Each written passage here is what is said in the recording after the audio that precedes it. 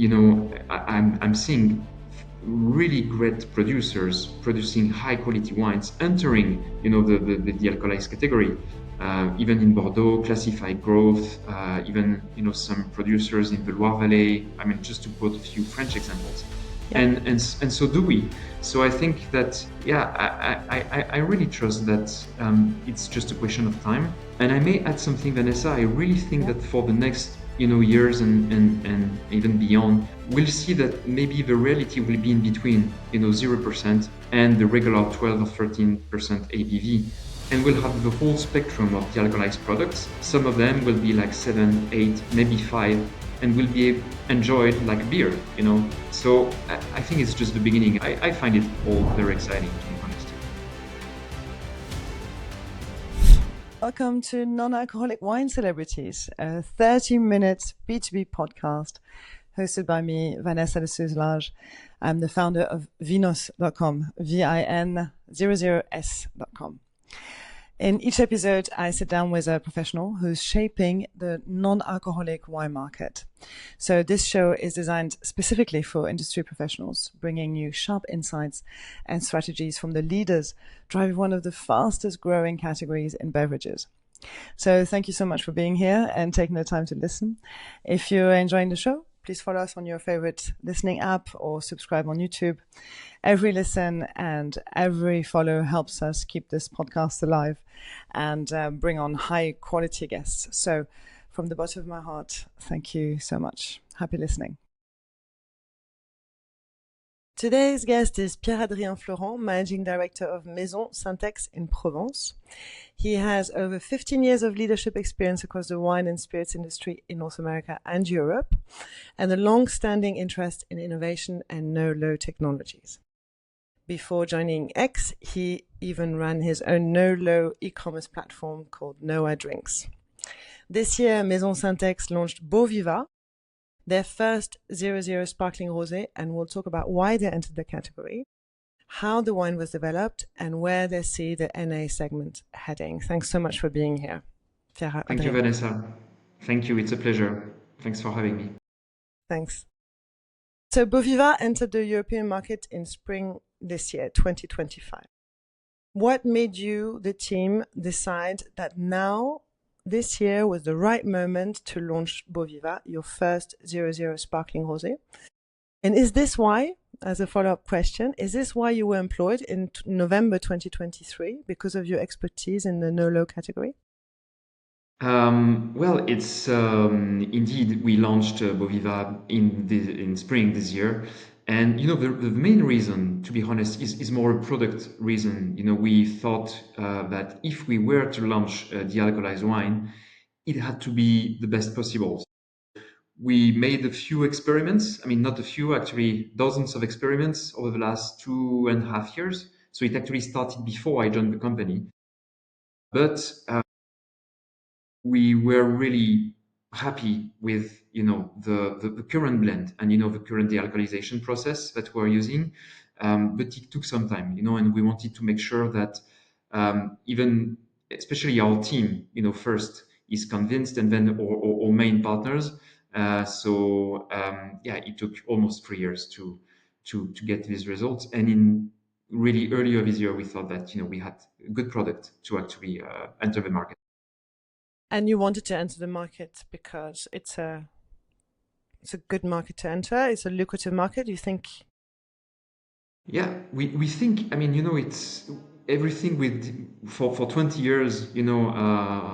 With almost 20 years, we've only had one product. Maison Saint Aix makes only a great rosé from Provence, which makes it a bit unique, in the wine industry. As you know, wineries tend to have like multiple products and SKUs, and it's quite tempting to do like spin-offs, and we've never really done that until actually we launched Beau Viva. So it was a big thing for us to say, okay, let's go into the non-alcohol category, and we wanted to have the right product. But everything we try to do, especially when it comes to creating new products, it needs to serve our mission. And our mission is, to bring people together, families, friends, lovers, to actually celebrate every moment of life That's what we stand for. And we thought that developing a great de-alcoholized wine would serve this purpose. And we try to do it in the what we say in the purity, kind of being in phase with the purity of Provence, meaning we want to have great wine, great product, be able to sit outside, maybe with friends, and enjoy it, on the patio or terrace, which we do also with Aix Rosé. We thought it was a great fit, with who we are and what we try to do. And do you think you're going to hit or target new audiences with it? Do you think new audiences will want to Yeah, drink? Yeah. we hope so, but we realized because we started with a few tests, in the markets where we already have good presence, and it seems that actually a lot of regular consumers of X, they don't drink alcohol every day, but they want to share. They want this moment of sharing, of convivialité, as we say in French. And it was amazing to see that, especially long time loyal consumers would enjoy a drink, or glass of Beau Viva on a Tuesday, or maybe even on the first day at lunch with colleagues, just to celebrate, I don't know, project or something, which they can't really do with wine. Even in France, here, it's a wine producing country, we don't really have this habit anymore of drinking during weekdays, but it's great to do it with Beau Viva. What we're seeing more and more is that our consumers become more and more like flexi-drinkers. So they would enjoy a great glass of wine during the weekend, but they would love a glass of Beau Viva. So yes, getting new consumers and maybe telling a new story to our regular ones where we have something else to offer them. I like it. Okay, so you said 2 years, 2.5 years of R&D. What was the most complex part of developing Beau Viva? So the most complex part was really to find the right combination between the best varietal to produce a great de-alcoholized rosé and the technique. So this is why it took so much time, because we wanted to make sure that we pick the best technique and the best grapes. So after multiple experiments, what we decided to choose is vacuum distillation. We make some tries with spinning cones and reverse osmosis, but we found really that vacuum distillation was the best. And we've been making great rosé for more than 15 years now. So we said, okay, let's make only a great rosé through vacuum distillation using all knowledge, our team in Provence here, and we craft the best de-alcoholized rosé. And sparkling, because it's celebration. X is a celebration brand, and we wanted to make sure that, as well, using the knowledge of our winemaker, he's coming with a sparkling production background, so it was quite natural, sparkling rosé. Wonderful. I haven't tried it yet, but maybe you'll send me a bottle after this. Of course, absolutely. So my next question is also in marketing. So the non-alcoholic consumers span wellness, moderation, pregnancy, cultural reasons, hospitality trends. Which demand drivers do you see shaping the category in the next 2 years? That's a great one. I really think that all the categories and people and consumers you just mentioned, they will be interested in a great de-alcoholized product. What I think really will be the driver is actually flexi-drinkers, meaning that consumers who can enjoy a glass of wine, but from time to time they would like also to have great de-alcoholized wine. So I don't think it's going to be mostly religious people or pregnant women or just people who don't want to drink alcohol for health. They will be there, and of course we want to address these consumers. But I think it can be anyone really who want to enjoy a great drink and share it with friends. Absolutely. And do you also see like many of the guests I've had on the podcast say that there is a new type of consumer, which is the person who has never drunk wine before, and now is interested in replacing it, replacing their Fanta drink with a non-alcoholic wine. Do you see? Does your research say the same thing? Absolutely, and actually, what I'm going to take you just another example from my previous experience. When I was in Spain, I co-founded actually an e-commerce website where that was specialized in premium de-alcoholized drinks, so wine, beer, but also cocktails. And what we saw, because we ran a survey out of all our consumers, is that actually most of the consumers uh, including for beer, had never had an alcohol drink before. So it was very interesting, and especially that was over-indexing for the wine consumers that really enjoyed it. So I think that this is maybe a way for some consumers who, for any reason, didn't want to experiment those drinks, and they were drinking like orange juice or maybe Coke or anything else. Yes, to have something that they enjoy and they can have a toast with. And maybe one day they will, get to drink a glass of wine a week or just, reasonable consumption. Maybe that would be great, as a wine producer. And maybe they won't, and that's absolutely fine. We respect all the choices. So, yeah, I think this is going to be consumers that will be definitely drink more and Part more of of the. the. Absolutely. Hi, this is Vanessa. Just a quick interlude to tell you a little bit more about Vinos. We're a media publishing platform, and we welcome anyone and everyone who is a professional in the non-alcoholic wine market to talk to us. If you wanted to be interviewed on this podcast, if you wanted to advertise on this podcast, or be in our newsletter, if your winery rank higher on our website, if you want to collaborate on our social media, there's plenty of opportunities to partner with us. There is a media pack at the bottom of our website, to the very bottom to the left. Just click media pack, and get in touch with us. Or you can email us info@vinos.com. Vinos, that's written VIN00S.com, and we'll be happy to talk to you, even if you just want a general chat. Cheers. From your perspective, how does the competitive landscape is evolving for the 0.0 sparkling wines? Let's talk about sparkling wines. Mhm. How do you think that it's going to evolve, and what does the competition look like in your eyes? I think it's interesting because you see more and more actually brands that are above 15, 20, $25 in the market, which was not really the case 5 years ago. And it's obviously linked to the level of maturity of the category. So you have more and more choices. But I think it's also a need from the consumers. We all know that, obviously, as the category is starting, you have, very diverse quality.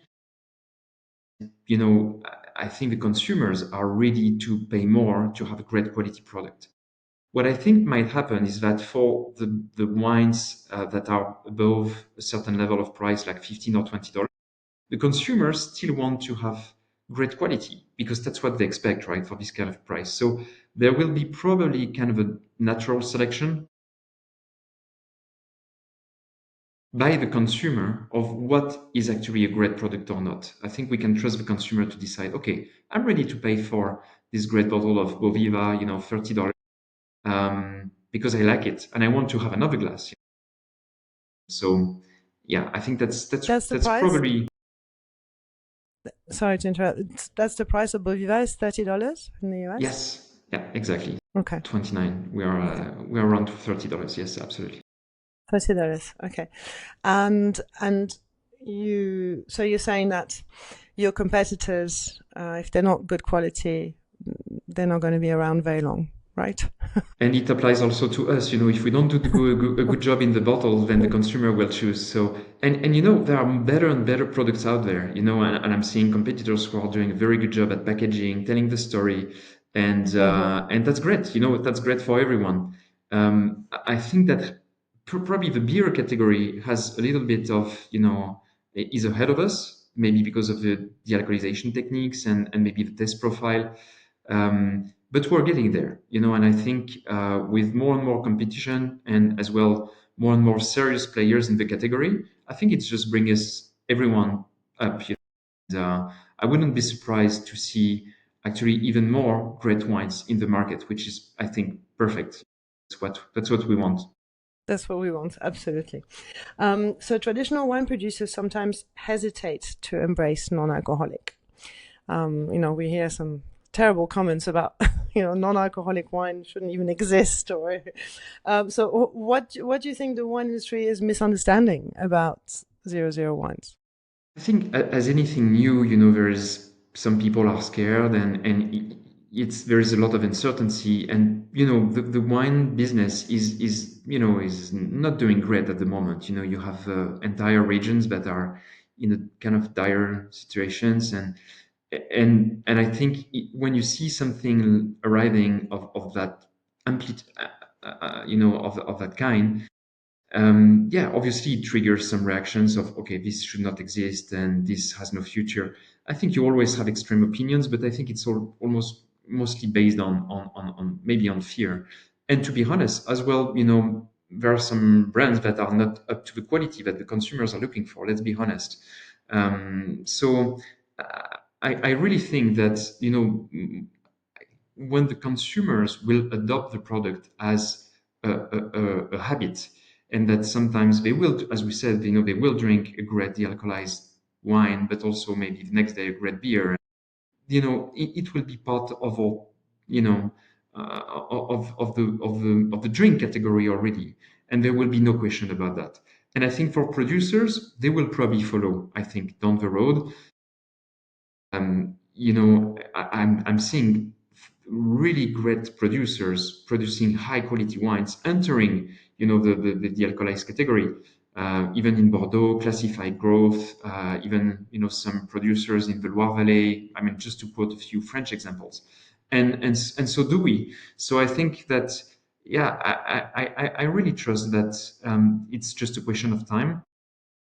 And I may add something, Vanessa. I really think that for the next, years and even beyond, we'll see that maybe the reality will be in between, 0% and the regular 12 or 13% ABV.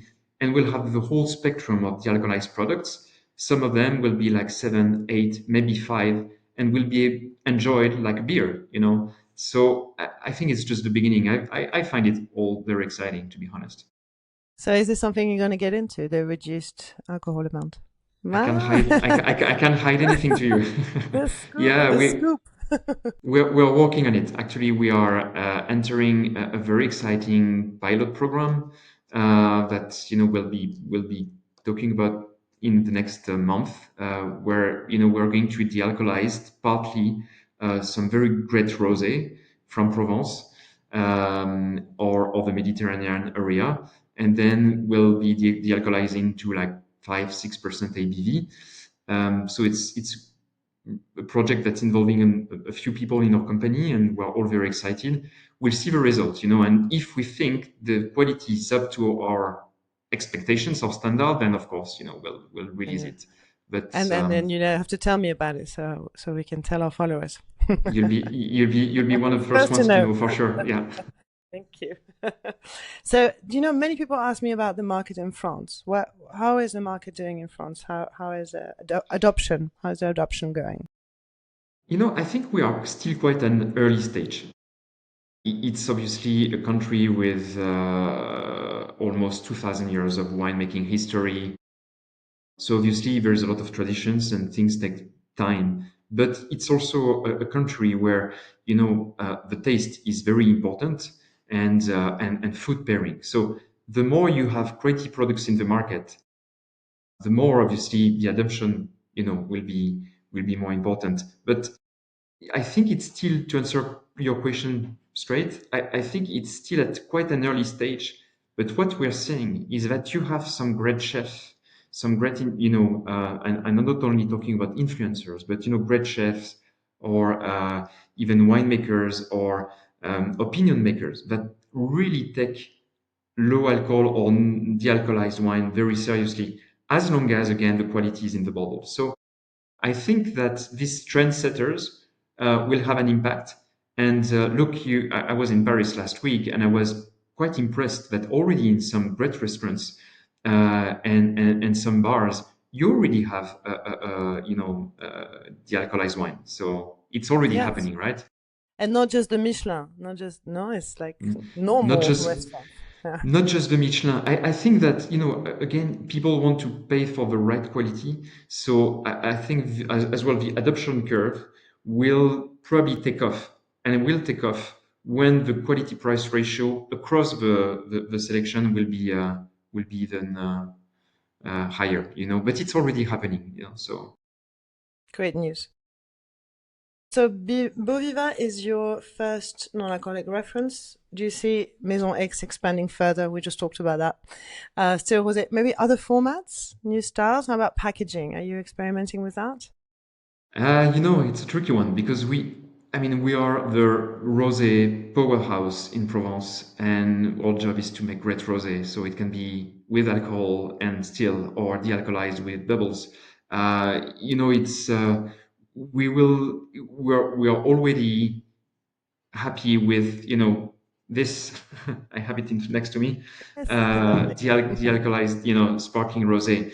So I think for now we want to establish it, making sure the consumers are following us and hearing the market. Is there anything that maybe we should do a bit differently? But so far it's great. But yeah, I think we need to always listen to what the consumers have to tell us. And then once it's established as we want, maybe we'll think about maybe a still rosé or maybe a low ABV, as I told you. Yes, Um, yes. Maybe other colors, but so far I think rosé is really our go-to. So Wonderful. And my last question, thanks so much for this. Your bold 2026 prediction, a consumer shift, a retail change, production breakthrough, what will shape the future of non-alcoholic wine? so if I had to pick one, you're saying in the next years, In or next year, in so you 20. can take it. You can take it further than 2026. Yes. Okay. For the next years, I really think that what will be a game changer movement will be the increasing quality in this price range. I think the again the consumer is ready to pay as long as there's quality, and we'll see more and more low ABV as we just discussed. So I Mhm. think drinking a low alcohol wine or a 0.0 of great quality will be actually matching many moments of the daily life. So that's where I think the trend is going to go. And I don't think that there will be a trend of going after the lowest possible price. I don't think that's going to happen. I can really picture a premiumization of the category.